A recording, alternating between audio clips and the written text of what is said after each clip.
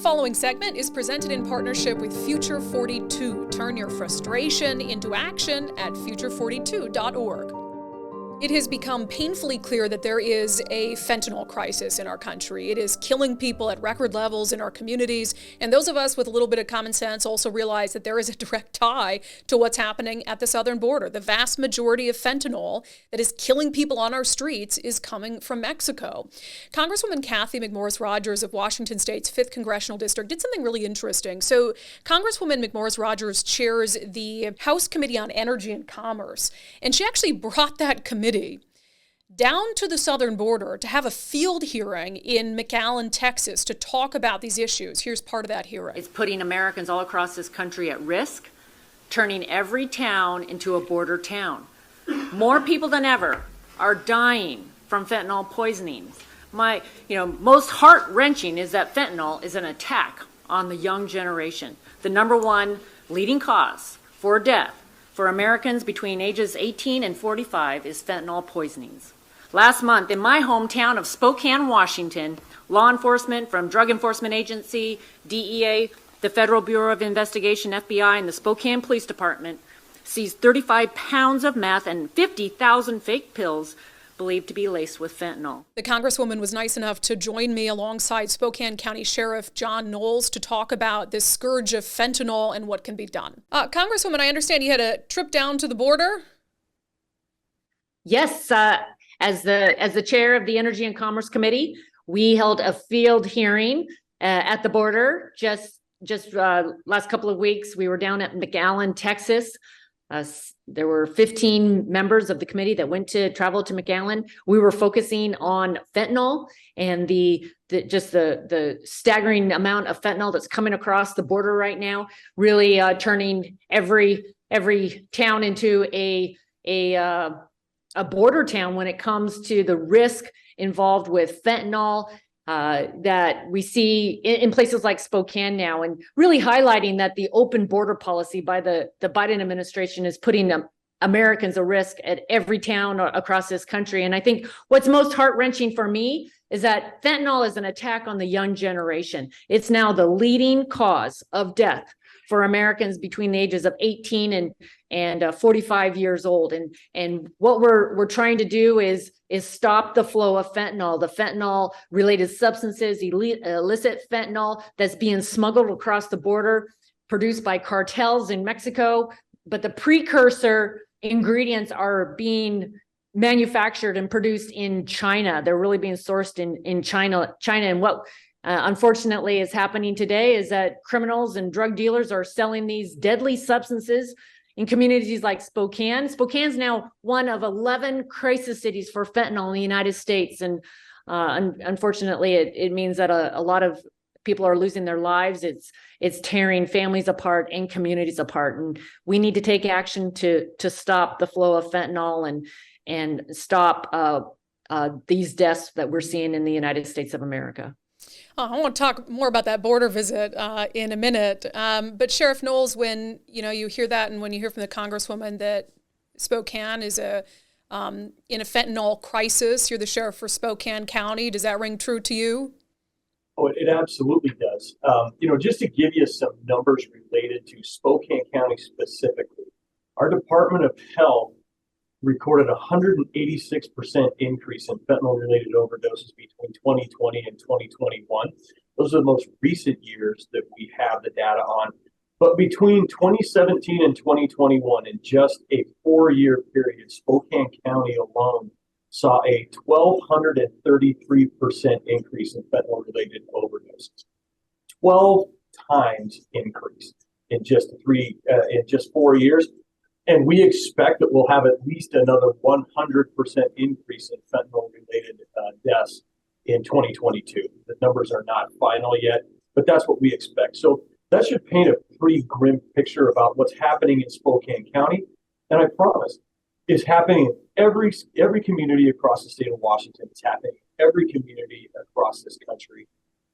Fentanyl is so inexpensive, so widely available that it is just flooding our communities. And this is poison.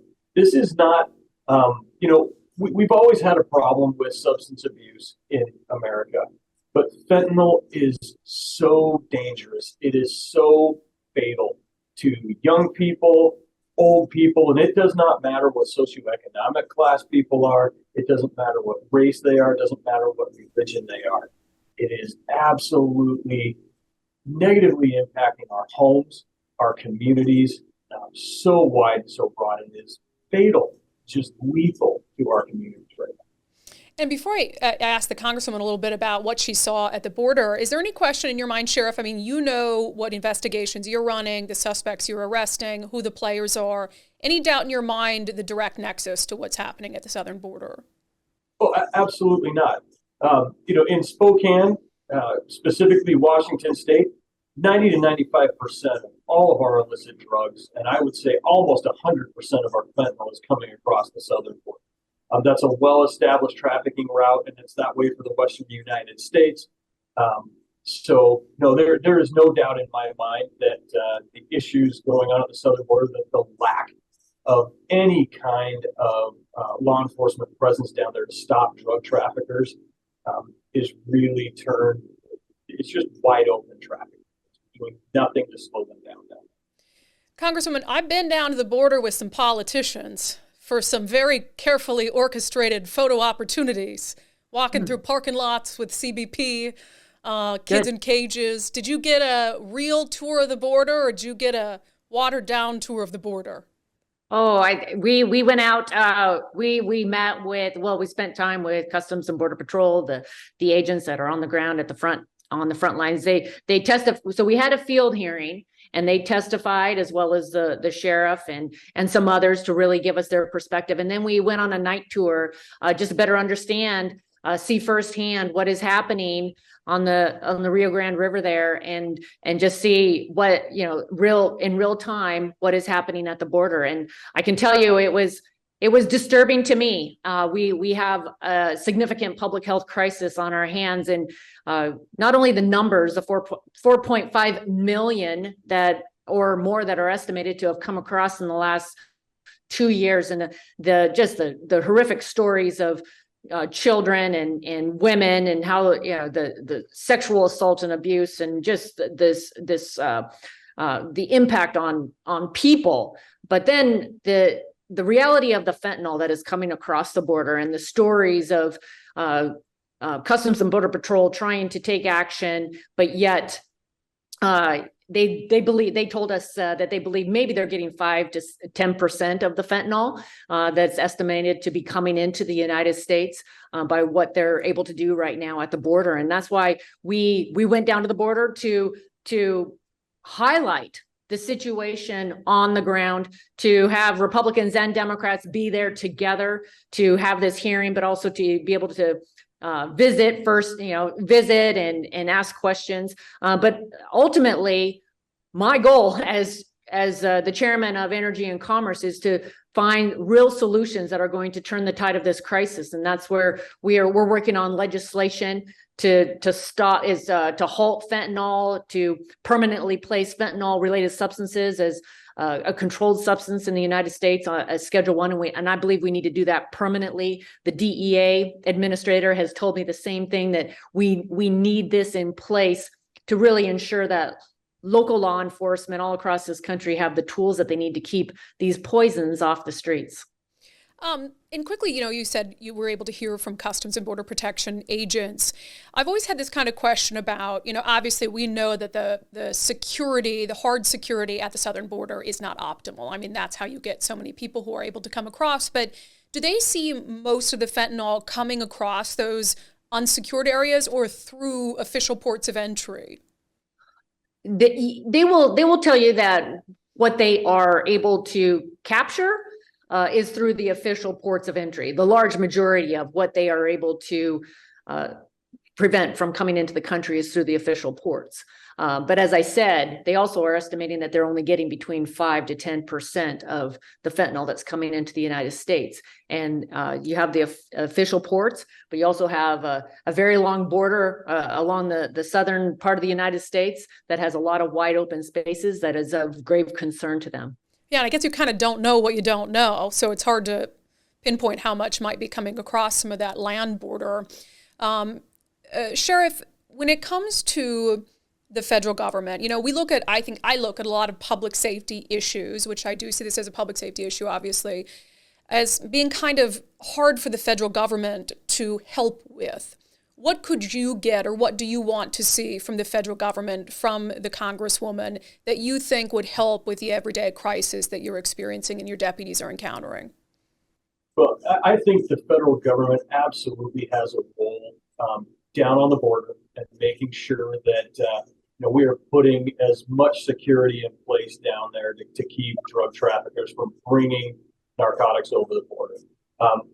Second of all, I personally, and sometimes this is not necessarily a popular viewpoint, I believe that if the federal government would impose minimum mandatory sentences on people who are distributing large quantities of fentanyl in our communities, that is going to be a huge deterrent. If a drug trafficker knows that they're going to spend 15 years in prison if they are selling fentanyl in our communities, then they're probably going to think twice about selling it. Let's be serious about holding people accountable for distributing drugs that are absolutely killing people in our communities. The other role the federal government can have with us, we all are aware how much technology plays a role in our lives, between social media, the way we text and communicate with each other. A lot of our tech companies are allowed to operate, or allowing drug traffickers to operate sort of anonymity. Even if we have search warrants that are asking for data, a lot of times our tech companies are saying they don't have the encryption keys for the data that goes between two users.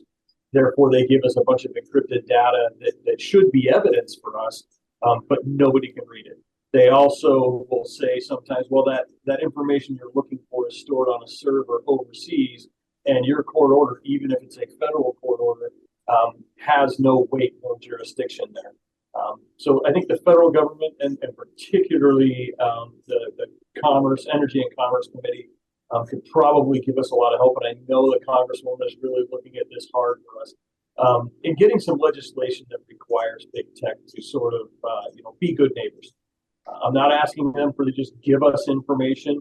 We want them to require a court order, but once we have the court order, make it a law that they actually have to comply with it. They can actually give us the evidence that they do have and can get. Yeah, I guess I'm curious though, Congresswoman, and maybe you know the answer to this. TikTok is a Chinese product. And so I've heard that's, I talked to a mom last year whose son bought an illicit pill and died via TikTok. And I guess, how do you regulate that? Well, under Section 230, under Section 230 and the liability protections that our social media platforms enjoy today, they have a responsibility to be moderating, to be controlling the illegal, illicit material that's on these platforms. So they are already, they should be subjected to that requirement. And the story that you shared about the mom who lost her son on TikTok is repeated way too many times. I've talked to too many parents who have found themselves in that same situation. We've already had a hearing and a roundtable in front of the Energy and Commerce Committee this year. Sheriff Nowels participated in one of the roundtables. We also had a mom from Spokane that I've gotten to know, Molly, who lost her 23-year-old son, Carson, a couple of years ago. The day after Thanksgiving, he purchased on Snapchat a pill, thought it was Xanax, and instead it was laced in fentanyl, and he died. These stories, I've met with too many parents who are beating this drum, who are raising the attention as to what's going on these social media platforms. We have the CEO of TikTok testifying in front of the Energy Commerce Committee later on in March, and this will be the first time that TikTok has been in front of a congressional committee. And we are going to be asking him some really tough questions about what is happening on his platform, whether it's fentanyl or other negative impacts that we see from TikTok as it relates to young people and mental health concerns. But also we have a lot of national security concerns about what's going on with TikTok. But this must be an all hands on approach to prevent the sale and transfer of these illicit drugs on these platforms to protect our children. Well, and you mentioned children, and I think that's important because, what really bothers me about the crisis at the southern border is so many people talk about it in these black and white terms. Either it's a humanitarian crisis and only a humanitarian crisis, or it's a security crisis and only a security crisis, when very clearly it's both. And I guess, what do you think it's going to take? Is it, focusing on what's happening to our kids? What do you think it's going to take to make both sides really come together to do something about the fentanyl and the situation at the southern border and how it's contributing to the death of kids? Well, as a mom with 3 school-age kids, I can tell you that it's terrifying. And I know that I'm not alone. And so I am appealing to my colleagues here on Capitol Hill that we must take action to protect our children. And as it is the biggest attack on our kids, it's now the number 1 killer of 18 to 45-year-olds. I've been over and met with senators and appealing to them as to the importance of taking action for our kids. It's estimated now that we're losing 1 every 7 minutes to fentanyl in the United States of America. It's more than are dying of suicide, guns, and car accidents combined. So this is a huge crisis, and we need to get the fentanyl. We got to stop the flow of fentanyl into the United States. We do need to address the addiction increases that we've seen that have only been driven more by COVID and decisions that were made around isolation and shutdowns, that we have an addiction crisis on our hands. And fentanyl, sometimes it's feeding the addiction, but there's way too many stories. I've met with many parents who have shared that their kids were not addicted. They were poisoned by a pill that they bought thinking it was something else. Or now we have fentanyl being packaged as candy, right? Really targeting younger children in our country more than ever. And so we're going to keep the pressure on. We need to act, and we need to take action very soon, as soon as possible. Have you found any willingness from other members of Washington's congressional delegation, any Democratic members who seem willing to try to deal with this issue in a meaningful way? To